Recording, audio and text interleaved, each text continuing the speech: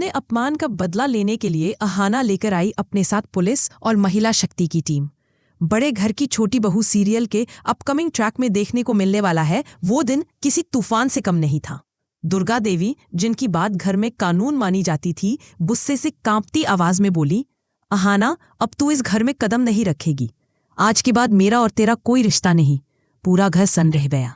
अहाना की आंखों में आंसू थे, लेकिन उनमें बेबसी नहीं थी, बल्कि एक सवाल था, क्यों उस माँ जैसी महिला ने, जिस पर उसने सबसे ज्यादा भरोसा किया, उसी ने उसका साथ छोड़ दिया।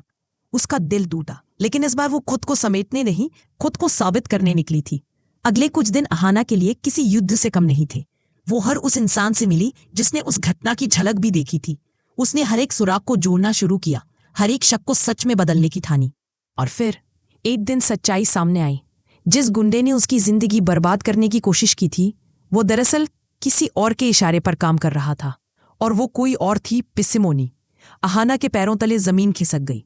वो औरत जो हमेशा मीठे बोल बोलती थी, जो हर समय खुद को परिवार की सबसे सच्ची सदस्य कहती थी, असल में वही थी इस गंदे खेल की रचयिता। अहाना ने एक पल भी इंतजार नहीं किया।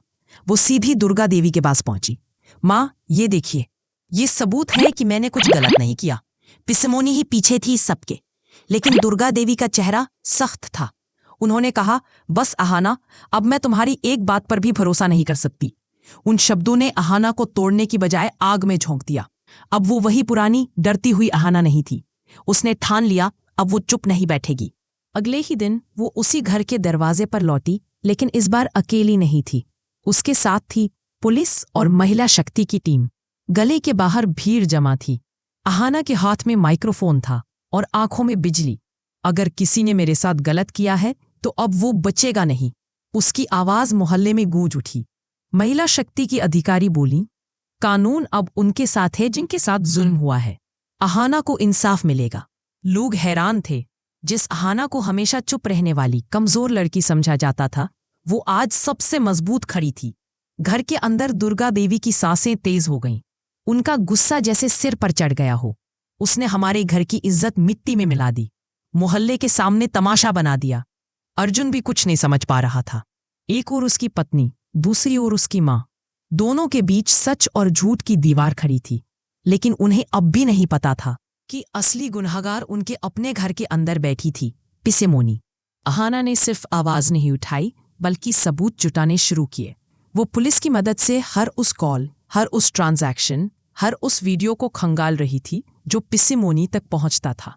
और फिर एक दिन वो सबूत हाथ लग गया जो पूरे खेल को पलट देने वाला था। दुर्गा देवी और अर्जुन को बुलाया गया। पुलिस अधिकारी ने कहा, ये वीडियो देखिए मैडम, इसमें साफ दिख रहा है कि पिसिमोनी ने ही उस गुंडे को पैसे दिए थे, अहाना को बदनाम करने के लिए। कमरा सन्न हो गया। दुर्गा देवी के हाथ कांपने लगे। उन्होंने पिसिमोनी की तरफ देखा।